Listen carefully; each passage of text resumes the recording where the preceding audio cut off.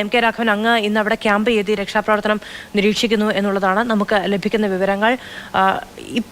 ഇന്നിപ്പോൾ രാവിലെ തന്നെ അവിടുത്തെ റവന്യൂ മന്ത്രിയുടെ പ്രതികരണമൊക്കെ വലിയ വിവാദമായിരുന്നു. അങ്ങ് അത് ഒരുപക്ഷെ തെറ്റായ റിപ്പോർട്ടുകൾ കിട്ടിയതിന്റെ അടിസ്ഥാനത്തിലായിരിക്കാം എന്ന് ക്ലാരിഫൈ ചെയ്യുന്നുമുണ്ടായിരുന്നു.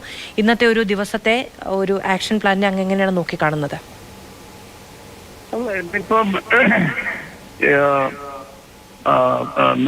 മിലിറ്ററി ഓഫീസേഴ്സ് റഡാർ കൊണ്ടുവന്ന് റഡാർ വെച്ച് പരിശോധിക്കാൻ എല്ലാ സ്ഥലത്തും.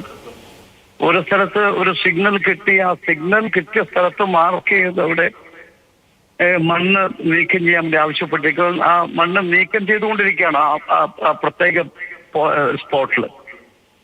അതുപോലെ തന്നെ അതേസമയം പുഴയിലും നേവി വിദഗ്ധർ അവിടെയും അവരുടെ എക്യുപ്മെന്റ്സ് വെച്ച് പരിശോധന നടത്തി വരികയാണ്. വളരെ കോർഡിനേഷനോട് കൂടിയിട്ടുള്ള വർക്കാണ് നടന്നു വരുന്നത്. എല്ലാവരും വളരെ ആക്റ്റീവാണ്. അതുകൊണ്ട് പ്രതീക്ഷയിലാണ് ഞങ്ങൾ നിൽക്കുന്നത്. ഇന്ന് ശ്രീ എം.കെ. രാഘവൻ എം.പി. ഇപ്പോൾ ഈ മനാഫൊക്കെ പറയുന്ന ഇടത്ത് മെറ്റൽ ഡിറ്റക്ടർ വെച്ച് ചില സിഗ്നലുകൾ കിട്ടുന്നുണ്ട്, ലോഹ സാന്നിധ്യം തിരിച്ചറിയുന്നുണ്ട് എന്നടക്കമുള്ള നിർണായക വിവരങ്ങൾ പുറത്തേക്ക് വരികയാണ്. അവിടെ നടത്തുന്ന ആഴത്തിലുള്ള പരിശോധനയിൽ നമുക്ക് പോസിറ്റീവായിട്ടുള്ള എന്തെങ്കിലും കിട്ടും എന്ന് തന്നെ പ്രതീക്ഷിക്കാമോ?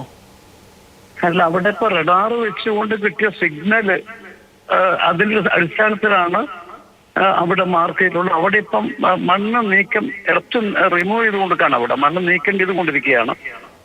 അതുകൊണ്ട് നമുക്ക് അത് തീർത്തും അത് മണ്ണ് നീക്കം ചെയ്തതിനു ശേഷം മാത്രമേ നമുക്ക് എന്തെങ്കിലും പറയാൻ പറ്റൂ. ശരി, എന്തായാലും വളരെ പ്രതീക്ഷയോടെയാണ് ശ്രീ എം.കെ. രാഘവൻ എം.പി. നമ്മളെല്ലാവരും അതിനെ നോക്കിക്കാണുന്നത്. വളരെയധികം നന്ദി അങ്ങ് അതിനോട് സംസാരിച്ചതിന്. ഇപ്പോൾ അങ്ങ് അവിടെ ക്യാമ്പ് ചെയ്ത് ഈ പ്രവർത്തനങ്ങളൊക്കെ നോക്കിക്കാണുകയാണ്, വിലയിരുത്തുകയാണ് എന്നുള്ളത് വലിയ ആശ്വാസം നൽകുന്ന കാര്യവുമാണ്.